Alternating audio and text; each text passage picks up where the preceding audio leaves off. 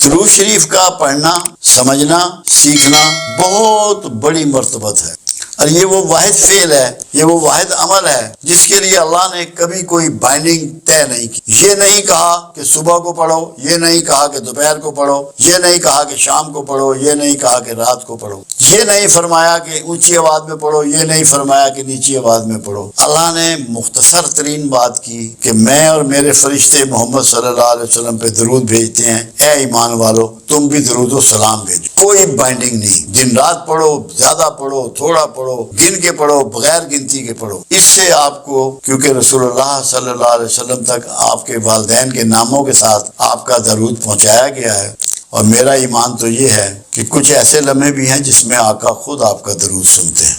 تو آپ کو کتنی مرتبت اور کتنا قرب نصیب ہوتا ہے اللہ کا اور اس کے حبیب کا، جس کی انتہا نہیں۔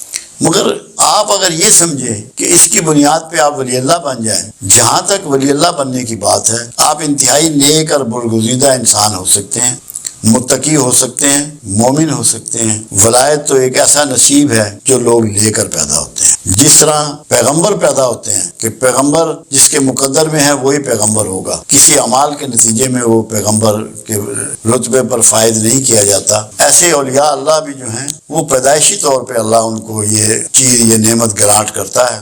یہ الگ بات ہے کہ ان سے دنیا میں بہت سی پرہیزگاری، بہت سا تقوی، بہت سی عبادات، بہت سی قربانیاں، بہت سا صبر کے ذریعے ان کو آزمایا جاتا ہے، ان کی یہ ٹریننگ دی جاتی ہے، جس کے بعد انہیں ولایت پہ فائز کیا جاتا ہے۔ آپ یہ اچھی سی امید رکھیں کہ درود شریف پڑھنے سے آپ یقیناً اللہ کے ساتھیوں میں، اللہ کے ولیوں میں، ولی میں نے ہوتے ہیں مددگار کے، جو دین کے بڑھاوے کے لیے کام کرتا ہے وہ ولی اللہ ہے، جو برائیوں کے بڑھاوے کے لیے کام کرتا ہے وہ ولی شیطان ہے۔ آپ سب ولی اللہ ہو سکتے ہیں اگر آپ دین کے لیے، اللہ کے دین کی سربلندی کے لیے، رسول اللہ صلی اللہ علیہ وسلم کی امت کی کامیابی کے لیے کوشش کریں گے تو سب کو فضیلت ملے گی۔ درود شریف میں دو باتیں یاد رکھیں، آپ کوئی سا بھی درود شریف پڑھیں۔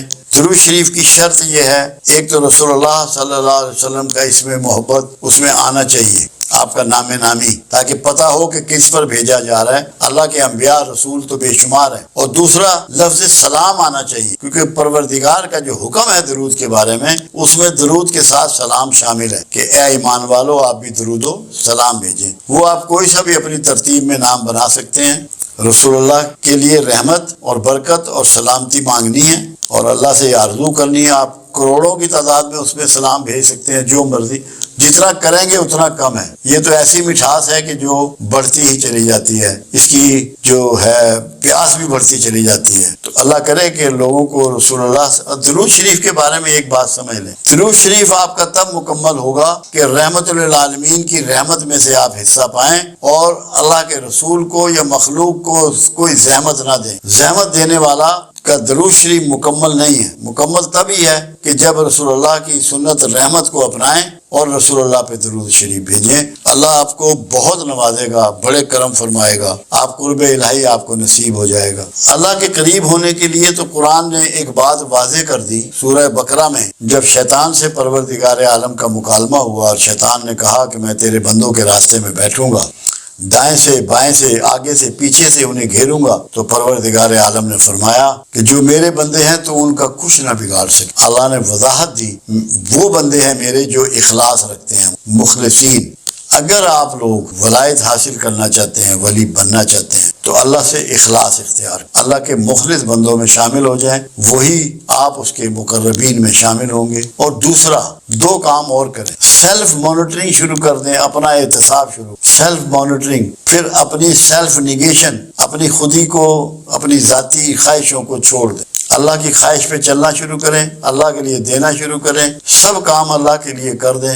آپ کا کوئی فعل، جاگنا، سونا، کھانا پینا، چلنا، اٹھنا بیٹھنا اللہ کی مرضی کے خلاف نہ ہو۔ ایک بات آپ کو بہت اچھی طرح سمجھ ہونی چاہیے کہ معاف کرنے والا اعلیٰ ضمیر کا اور اعلیٰ ظرف کا مالک ہوتا ہے. کوئی معاف کرنے سے اگر کوئی اس کو غلطی سے کمزور سمجھ رہا ہے یا بزدل سمجھ رہا ہے تو یہ سمجھنے والے کی بیوقوفی ہے. معاف کرنے والے کا کوئی پرابلم نہیں ہے، اس کی عزت نفس میں اضافہ ہوا ہے معاف کرنے سے. کیوں؟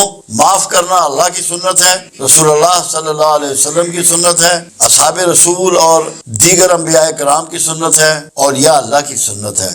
کوئی معاف کرنے والے کو یہ احساس نہیں ہونا چاہیے کہ لوگ مجھے بزدل سمجھیں گے. اگر کوئی سمجھ رہا ہے تو وہ بیوقوفوں کی جنت میں رہتا ہے. معافی بڑے لوگوں کا کام ہے، بڑے ظرف والوں کا کام ہے اور بڑوں ہی کی سنت ہے. اس وہمے میں کبھی مبتلا نہ ہو کہ آپ کی عزت نفس مجروح ہو رہی ہے کہ لوگ بزدل سمجھنا شروع ہو گئے ہیں. یہ شیطانی عمل ہے. جیسے شیطان آپ کو جب آپ اللہ کی راہ میں خرچ کرنے کے لیے نکلتے ہیں تو روکتا ہے کہ تو خرچ کرے گا تو تو غریب ہو جائے گا، غریبی کے ڈر سناتا ہے. ایسے ہی شیطان معاف کرنے والے کو یہ ڈر سناتا ہے کہ تو کمزور ہے، تو بزدل ہے. ایسا نہیں ہے. سب سے دلیری دنیا میں جو ہے وہ معاف کر. سب سے دلیر وہ ہے، باہمت وہ ہے جو معافی دیتا ہے، اور نصیب والے ہیں وہ لوگ جو معاف کرتے. اللہ کے ہاں جتنی معاف کرنے والے کی قدر و منزلت ہے دنیا میں کسی کی نہیں ہے. خود رسول اللہ صلی اللہ علیہ وسلم کا ایک فرمان مبارک ہے کہ جو میری مسجد میں آ کے نماز پڑھے گا میرے وصال کے بعد، میرے پردہ کر جانے کے بعد، اس کی شفاعت مجھ پر واجب آ گئی. اور جو میرے گھر یعنی کہ جہاں آپ آج موجود ہیں اور میرے ممبر کے درمیان میں نماز پڑھے گا اس کو میں داخل جنت کروں گا. اور جو شخص میری امت میں سے اس کے ساتھ زیادتی کی گئی ہو، اس کا حق تلفی کی گئی ہو، اور وہ حق تلفی کرنے والوں کو، زیادتی کرنے والوں کو معاف کر کے فساد نہیں پھیلائے گا، فساد کو روکنے کا سبب بنے گا، اسے میں بازو سے پکڑ کے جنت میں لے جاؤں. یہ ہے معاف کرنے والے کا رتبہ جو اللہ کے حبیب صلی اللہ علیہ وسلم نے بیان فرمایا. اس خیال میں کبھی کوئی نہ رہے کہ لوگ اسے بزدل سمجھیں گے. یہ شیطانی سوچ ہے. اللہ آپ کو اس سے اپنی پناہ میں رکھے اور معاف کرنے کی ہمت اور توفیق آپ کو عطا فرمائے. ہم جو لیکچر دیتے ہیں اس میں مرد و زن کی کوئی تخصیص نہیں ہوتی. جہاں بھی ہمارے لیکچر ہوتے ہیں بڑے لیول پہ اداروں میں، اپنے لاہور میں ذاتی ارینج کر کے یا مختلف جو لوگ ارینج رکھتے ہیں، عورتیں اور مرد سب مخصوص ہوتے ہیں. اور قرآن حکیم اور رسول اللہ صلی اللہ علیہ وسلم کا تمام پیغام، تمام احادیث، تمام سنتیں مرد و زن دونوں کے لیے ہیں. اللہ نے کوئی ایسی تخصیص نہیں کی کہ جو ہدایت دی جا رہی ہے وہ صرف مردوں کے لیے ہے یا صرف عورتوں کے لیے ہے. عورتوں کی دوزخ میں تعداد کی وجہ صرف ایک بیان کی گئی،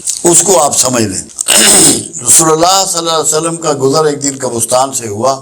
ایک تازہ قبر پر آپ رک گئے اور پوچھا گیا کہ یہ کس کی قبر ہے؟ لوگوں نے بتایا یہ فلاں محلے میں رہنے والی فلاں عورت کی قبر ہے. فرمایا اس پہ عذاب ہو رہا ہے، جاؤ دیکھ کے آؤ، پوچھو اس کی معلومات کرو کہ اس کے اعمال کیا تھے. جب معلومات کی گئی تو پتہ لگا بہت زیادہ نمازی، نوافل پڑھنے والی، صدقہ و خیرات کرنے والی، نفلی روزے رکھنے والی خاتون تھی. آپ نے فرمایا نہیں، پوری معلومات کر کے آؤ.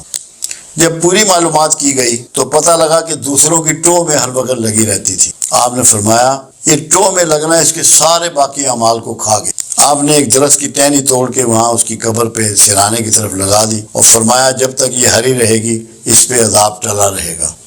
اس مثال دینے کا مقصد صرف یہ ہے کہ اگر مستورات جو اس میں بہت زیادہ ملوث ہیں، غیبت کرنے میں، دوسروں کی ٹو لگانے میں، یہ کپڑا کہاں سے لائی ہے، کون سی دکان سے لائی ہے، کتنے کا خریدا ہے، جوتا کہاں سے لائی ہے، اس نے جویلری کہاں سے بنائی ہے، اس کے گھر کون آ رہا ہے، پکا کیا ہے، مہمان کون آیا ہے، جب دوسروں کے بارے میں غور و فکر کریں گی، دھیان رکھیں گی، ٹو میں رہیں گی تو سارے اعمال ضائع ہوں گے. اس لیے آپ کو جب دوزخ دکھائی گئی تو وہاں مستورات زیادہ دکھائی گئی. دوسری چیز یہ تھی کہ وہ اپنے شوہروں کی آمدن جو ہے اس کو بعض اوقات اس کی اجازت کے بغیر یوز کرتی ہیں. یہ بھی ایک وجہ ہے مستورات کا دوزخ میں زیادہ نظر آنا. شوہر سے اجازت لیے بغیر اس کی پراپرٹی کا استعمال، یعنی کہ اس کی پیسوں کا یا زیورات کا یا خوراک کا، جو کچھ بھی مالی معاملات میں مطلب ہے اس میں وہ بغیر اجازت کے استعمال، وہ بھی ایک بہت بڑا مطلب ہے اس میں ریزن تھا. دوسرا یہ تھا کہ غیبت بہت زیادہ غیبت تو آج کل تو مرد بھی بہت زیادہ کر رہے ہیں. ان کا تو ٹاپک ہی دوسری کسی اور خاتون کا نام ہوتا ہے. میں تو اپنے گھر میں اللہ کا شکر ہے یہ کوشش میں کامیاب ہوں کہ میں کسی کا تذکرہ اپنے گھر میں ہونے ہی نہیں دیتا کہ غیبت کی نوبت ہی نہ آئے. کسی بھی غیر حاضر کا تذکرہ ہم یہاں بھی نہیں کرتے. مرکز میں بھی ہماری یہ عادت ہے کہ ہم اس دوسروں کی بات نہیں کرتے کیونکہ ہم جو بات سامنے نہیں کر سکتے وہ پیچھے کیوں کریں. تو غیبت بھی بہت کرتی ہیں, جھوٹ بہت بولتی ہیں, ٹو میں رہتی ہیں. اللہ انہیں ہدایت دے, ان کو سمجھ دے کہ اپنی ذاتی زندگی گزاریں, دوسروں کے معاملات میں بالکل دلچسپی کا اظہار نہ کریں تاکہ دوزخ میں جانے سے محفوظ رہیں. یاد رکھیں کہ پروردگار عالم نے اپنے لیے تو کوئی پروٹوکول نہیں رکھا مگر اپنے حبیب کے لیے پروٹوکول رکھا. پہلا تو یہ کہ اگر تم نے رسول اللہ صلی اللہ علیہ وسلم کی آواز سے اپنی آواز کو بلند کیا تو تمہارے کیے ہوئے سارے اعمال ضائع ہو جائیں گے اور تمہیں خبر بھی نہ ہوگی. دوسرا یہ کہ اگر کسی رسول اللہ کے فیصلے صلی اللہ علیہ وسلم کے دل میں بھی تم نے سوچا اس کے اگینسٹ تو تمہارے سینے سے ایمان کو نکال دیا جائے گا, تم صاحب ایمان نہیں رہو گے. صرف تمہارے دل میں اتنا گمان آئے کہ جو فیصلہ رسول اللہ نے فرما دیا اس کی مخالفت, اس کے لیے ناپسندیدگی, تو تم میں ایمان نہیں رہے گا. تیسری چیز, دو چیزیں ایسی ہیں جو پروردگار عالم ہمیشہ قبول فرماتا ہے, باقی کوئی چیز رد بھی کر سکتا ہے. ایک توبہ اور ایک رسول اللہ صلی اللہ علیہ وسلم پر درود و شریف. درود شریف کو اللہ ہر حال میں قبول فرماتا ہے. یہ وہ کلمہ ہے کہ جس کو اللہ قبول فرماتا ہے, اور جب کوئی شخص درود شریف پڑھتا ہے تو وہ بنیادی طور پہ صبغت اللہ ہو جاتا ہے. کیوں؟ اللہ کی صفات ہے, اللہ کا طریقہ ہے, اللہ کی سنت ہے. اللہ خود درود بھیجتا ہے, اللہ خود رسول اللہ سے محبت کرتا ہے. تو رسول اللہ صلی اللہ علیہ وسلم کی محبت کرنا, درود بھیجنا, یہ اللہ کی سنت پہ چلنا ہے, صبغت اللہ ہو جانا ہے. اس کی بہت بڑی مرتبت یہ ہے کہ آپ اس فعل میں, یہ واحد فعل ہے جس میں مخلوق کے ساتھ خالق شامل ہے. آپ نماز پڑھتے ہیں, خالق اس میں شامل نہیں ہے. روزہ رکھتے ہیں, خالق اس میں شامل نہیں ہے. حج کرتے ہیں, خالق اس میں شامل نہیں ہے. کہیں اللہ نے نہیں کہا کہ میں روزہ رکھتا ہوں, میں نماز پڑھتا ہوں, میں حج کرتا ہوں. کہا کہ میں اور میرے فرشتے محمد رسول اللہ صلی اللہ علیہ وسلم پہ درود بھیجتے ہیں. اے ایمان والو تم بھی درود و سلام بھیجو, سلامتی بھی. ایک تو یہ وہ دعا ہے کہ کائنات میں اس سے بڑھ کے کوئی دعا اگر ہوتی تو اللہ اپنے رسول صلی اللہ علیہ وسلم کے لیے یہ چاہتا کہ وہی دعا دی جائے, رحمت کی, برکت کی, سلامتی کی. اس کا فائدہ یہ ہے جو چیز آپ ڈیلیور کرتے ہیں وہی آپ کو واپس ملتی ہے. ایک فائدہ یہ ہے, ایک تو اللہ راضی ہوتا ہے, آپ صبغت اللہ ہوتے ہیں, اللہ کی سنت پہ عمل کر رہے ہوتے ہیں. آپ جب رسول اللہ صلی اللہ علیہ وسلم پہ رحمت بھیج رہے ہیں, برکت بھیج رہے ہیں, سلامتی بھیج رہے ہیں, یہ سب کچھ آپ کی طرف لوٹایا جا رہا ہے, آپ کی طرف یہ لوٹتا ہے. آپ کو بھی یہ چیزیں نصیب ہو رہی ہیں. کیوں؟ کہ جو بھی یہ گفٹ اللہ کے حبیب کی طرف روانہ کر رہا ہے اللہ اس سے راضی ہوتا ہے اور اس کو انہی چیزوں کے ساتھ برکات اور رحمت اور سلامتی پہنچاتا ہے. دوسرا, خود اللہ کے رسول صلی اللہ علیہ وسلم کا فرمان مبارک ہے کہ جو میرا درود ہے وہ مجھ تک پہنچایا جاتا ہے لوگوں کو والدین کے ناموں کے ساتھ, کہ فلاں شخص نے, یہ ماں کا نام ہے, یہ باپ کا نام ہے, آپ کو اتنی مرتبہ درود شریف پیش کیا ہے. یہ سب سے بڑی بات ہے کہ آپ کا نام رسول اللہ کے دربار میں رجسٹر ہو جاتا ہے کہ اس شخص نے, اس کی یہ والدہ کا نام ہے, یہ اس کے باپ کا نام ہے, یہ درود شریف مجھے بھیجا ہے. آپ کے دفتر میں وہ ریکارڈ کرتے ہیں فرشتے, وہ پہنچا دیا جاتا ہے. دوسری بات یہ ہے کہ خود آپ کا فرمان یہ بھی ہے کہ شب جمعہ یعنی کہ جو جمعرات کی رات ہوتی ہے, جس کو شب ہم جمعے کی کہہ رہے ہیں کیونکہ ہمارے یہاں رات پہلے ہوتی ہے, میں خود سنتا ہوں. ایک بات اور ہے, قرآن حکیم میں وعدہ کیا گیا کہ تم جس کسی کو دعا دو تو جو دعا اس نے دی ہو یا ویسی ہی دعا اسے واپس لوٹاؤ یا اس سے بڑھ کے دعا واپس لوٹاؤ. اب یہ قرآن کا قانون جو ہے, یہ قرآن کی صفت جو ہے, یہ قرآن کا آرڈر جو ہے, یہ رسول اللہ صلی اللہ علیہ وسلم کے لیے بھی ہے, سب کے لیے ہے. اس لیے جب کوئی شخص کملی والے پر دعا بھیجتا ہے, درود دعا ہی ہے, اور سلام بھیجتا ہے, تو رسول اللہ صلی اللہ علیہ وسلم بھی اس کے لیے دعائیں فرماتے ہیں, ریٹرن میں اس کو دعا عطا فرماتے ہیں, کیونکہ قانون کے, قرآن کے قانون کے عین مطابق. تو یہ جنت کی بشارت ہے درود بھیجنے والے کے لیے کہ جب تو رسول اللہ کے لیے دعا بھیج رہا ہے تو رسول اللہ صلی اللہ علیہ وسلم اس سے بہتر طریقے سے تجھے دعا لوٹا رہے ہیں, اور جس کا دعا گو رسول اللہ ہو جائیں اس کے لیے کوئی خطرہ نہیں ہے, کوئی دوزخ کا ڈر نہیں ہے, کوئی آگ کا ڈر نہیں ہے. انشاءاللہ اللہ کے ہاں اس کی مغفرت ہے اور اس کی بخشش ہے. تو درود شریف بخشش کی ضمانت ہے. یہ پڑھنے والا, یہ بھیجنے والا, پڑھنے کا لفظ نہیں ہے, بھیجنے کا لفظ ہے. بھیجنے میں یہ ہوتا ہے کہ یہ گفٹ ہوتا ہے، پڑھنا گفٹ نہیں ہے، بھیجنا گفٹ ہے۔ آپ کو یہ یقین ہونا چاہیے کہ آپ کی چیز جو ہے یہ ہوا کے دوش پر جا رہی ہے اور آقا کو پہنچ رہی ہے، یہ گفٹ آپ کا میرے آقا کے پاس جا رہا ہے۔ ایک فائدہ اور جو پنجابی کی ایک مثال ہے، رانجھا رانجھا کردینی میں آپ پہ رانجھا ہوئی۔ جب آپ بار بار سرکار پہ درود بھیجیں گے اور آپ کا تذکرہ کریں گے تو اس سے آپ رسول اللہ صلی اللہ علیہ وسلم کی عکس آپ میں اترے گا، آپ کے اندر وہ عکس اترے گا، وہ صفات اتریں گی، وہ کمال اور خوبیاں آپ کو ملیں گی، وہ حکمت و دانائیاں آپ کو پہنچیں گی، عکس بنیں گے آپ۔ مگر اس کے لیے آپ کو درود شریف کے ساتھ رحمت کے رویے کو اپنانا ہے۔